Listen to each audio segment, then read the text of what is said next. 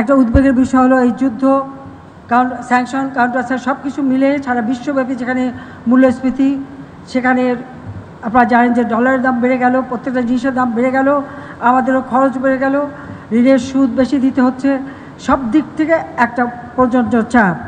কিন্তু আমি বিশ্বাস করি, যে জন্য আমি সারা দেশের মানুষকে আহ্বান করেছি, 1 ইঞ্চি জমি যেন অনাবাদি না থাকে।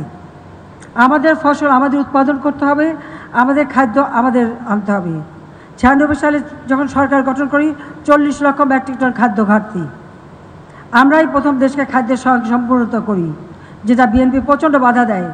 সাইফুর রহমানের কথা ছিল যে, এবং খালেদা জিয়া তারা অপোজিশনে, আমি যেদিন ঘোষণা দিলাম পার্লামেন্টে বললো খাদ্যের স্বয়ংসম্পূর্ণ ভালো না, বিদেশ থেকে সাহায্য পাওয়া যাবে না।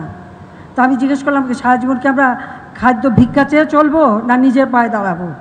আমরা নিজের পায়ে দাঁড়াবো, ভিক্ষা চেয়ে চলবো না, অন্যকে খাওয়াবো, প্রয়োজন অন্যকে খাওয়াবো। তারপর থেকে আমাদের এই প্রচেষ্টা উৎপাদন বাড়ানো। তা আমি আপনাদেরকে বলবো যে অর্থনীতিবিদ এটা চিন্তা করেন যে গ্রামীণ অর্থনীতি যত বেশি মজবুত হচ্ছে, আমাদের শিল্প কলকারখানা বৃদ্ধি পাচ্ছে, বাজার সৃষ্টি হচ্ছে, আবার পাশাপাশি হ্যাঁ রপ্তানিও আমাদের বাড়াতে হবে। কিন্তু আমাদের এই অর্থনীতির গতিটা যেভাবে আমরা এগিয়ে নিয়ে যাচ্ছিলাম, মাঝখানে এই কয়েকটা আন্তর্জাতিক ঘটনার জন্যই আমাদের বাধা হলো। যদিও আমাদের দেশের অভ্যন্তরেও কিছু বাধা দেওয়া হয়েছিল, আপনারা জানেন, আগুন দিয়ে পোড়ানো, অগ্নি সন্ত্রাস 2013 সালে, 14 সালে, আবার এই যে আপনার 23 সালের 18 অক্টোবর আগুন দিয়ে সমস্ত পোড়ানো, নতুন বাস কিনে পুড়িয়ে দেয়, ট্রেন কিনে পুড়িয়ে দেয়, রেলগাড়ি পুড়িয়ে দেয়, মানুষ পুড়িয়ে মারে। এইগুলি তো আমাদের সামাল দিতে হয়। একদিকে এই দুর্যোগ, আবার দিকে আন্তর্জাতিক চাপ, সব কিছু মিলেই কিন্তু আমরা এগিয়ে যাচ্ছি। ইতিমধ্যে আমরা 6 তারিখে বাজেট দেব, ইনশাআল্লাহ বাজেট আমরা ঠিকমতো দিতে পারবো এবং বাজেট আমরা বাস্তবায়নও করব।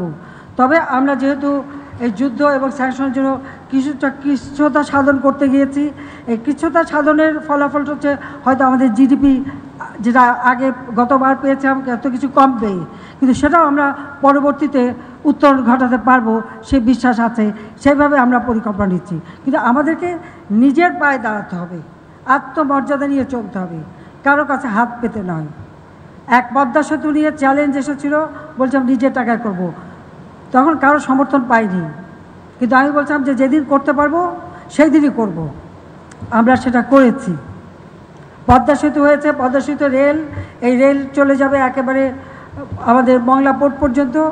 সেইভাবে আমরা কিন্তু সারা বাংলাদেশে নৌপথ, রেলপথ, বিমান, সব দিকেই কিন্তু সড়ক পথ আপনারা নিজেরাই এখন দেখেন।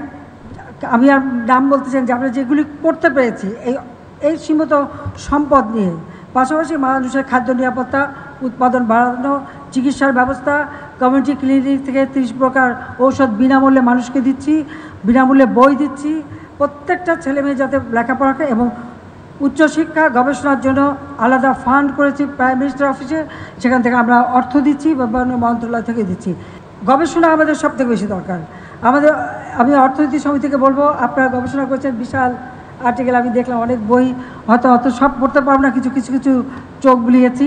তা আমাদের গবেষণা দরকার, যে আমাদের দেশের আবহাওয়া, জলবায়ু এবং পরিবর্তনের হাত থেকে যেন আমাদের আঘাতটা না আসে, এই অভিঘাত থেকে রক্ষা করা, সে ব্যবস্থা যেমন আমরা নিয়েছি, পাশাপাশি আমাদের দেশের মানুষের অন্ন, বস্ত্র, বাসস্থান, চিকিৎসার ব্যবস্থা